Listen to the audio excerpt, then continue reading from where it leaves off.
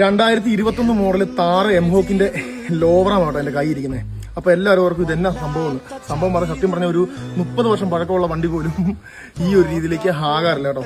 അതിന്റെ കാരണം എന്ന് പറഞ്ഞു കഴിഞ്ഞാൽ ഇതുണ്ടല്ലേ, അതിന്റെ ഇത് ഒടിഞ്ഞു പോയത് കേട്ടോ. ഓടുന്ന വഴിക്ക് ഇത് ഒടിഞ്ഞു പോയിട്ട് ഇതുണ്ടല്ലേ, എന്റെ സ്റ്റാർട്ടെല്ലാം കൂടെ ഇതുണ്ടല്ലേ വളഞ്ഞ് ആക്സിലെല്ലാം കൂടെ ഒടിഞ്ഞ് ഇതുണ്ടല്ലേ, ആക്സിലെല്ലാം ബെൻഡാണ് കേട്ടോ. പുള്ളിക്കാരൻ ഒരു 4ാമത്തെ പ്രാവശ്യം 5ാമത്തെ പ്രാവശ്യം കണ്ടാണ് അണ്ടർ ബോഡി കോട്ടിങ് ചെയ്തതെന്നൊക്കെ എന്നോട് പറഞ്ഞത് കേട്ടോ.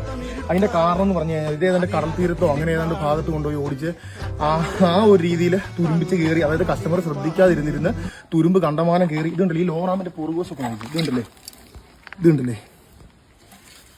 ഇതുണ്ടോ ഈ ഒരു അവസ്ഥയിലേക്ക് ആയിപ്പോയത് അങ്ങനെ ഇട്ട് ഓടിക്കുന്നതുകൊണ്ടാണ് കേട്ടോ.